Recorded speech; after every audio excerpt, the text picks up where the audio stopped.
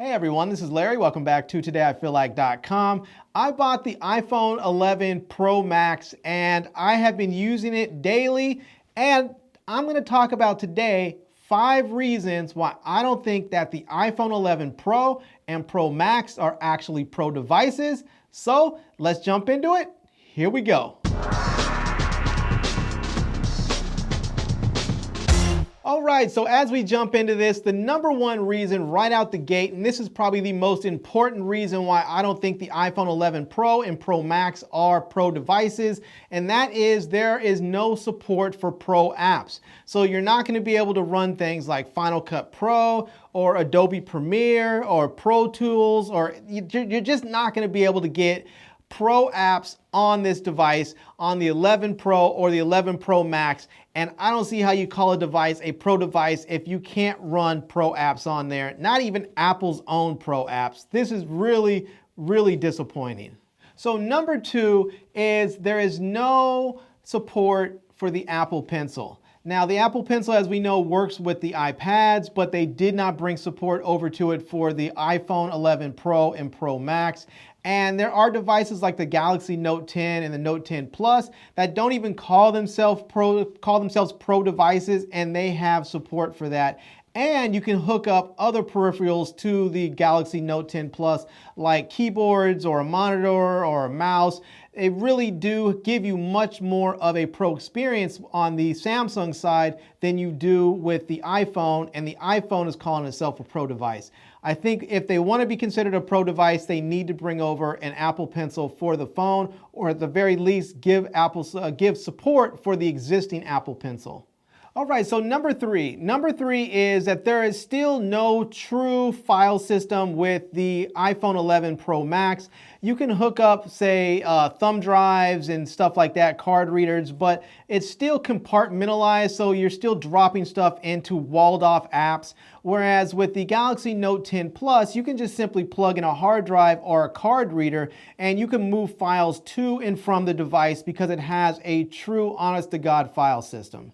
Now, number 4 is something that people are probably going to say, but it's a phone. Well, it's a phone with the Pro designation. And that is, with the cameras, they do not produce broadcast quality footage. So if you are shooting video with the iPhone 11 Pro or Pro Max, it does shoot good looking video. It shoots it in 4K, but you're going to get pretty, just low quality footage where you're not going to have a very high data rate. I think with the cost of this phone and the processing power in it, they could have given us something that's, video cameras and video camera footage that would have shot at, say, like 100 megabits a second, something around there. But they didn't. Instead, you usually get pretty low data rates, like around 17, 20 megabits, something like that. And it's just not that good. If they want to call this a pro device, they really should give us pro cameras with pro processing and pro codecs. So last but not least is number 5, and number 5 is there are no manual controls to the camera.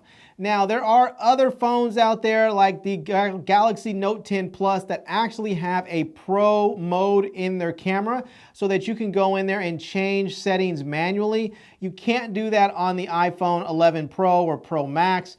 And I really wish that they allowed you to have a pro mode on there that you can go in and change all of your individual settings, change the shutter speed, change the aperture, change, the ISO, whatever it is. You can't change those things in the camera.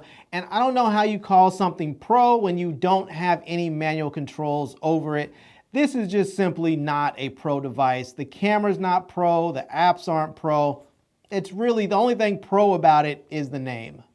All right, everyone, so there you have it. Those are 5 reasons why I think that the iPhone 11 Pro and Pro Max are not pro devices. I mean, they're great phones, don't get me wrong. They are fantastic phones. The cameras are nice, the software is decent, but it's just not a pro device. It can be, but it's not. So anyhow, if you guys are interested in this phone, I'm going to leave a link to it down below in the video description so that you guys can check it out. I'm also going to leave a link to my Amazon page so you can see all the products that I've reviewed over time. And I hope you guys enjoyed this video. If you did, please give it a big thumbs up and please subscribe to my channel. and follow me on Facebook. And I am Larry with TodayIFeelLike.com. Thanks for coming back to see me. Come back and see me soon. And until next time, love, peace, and hair grease. Peace.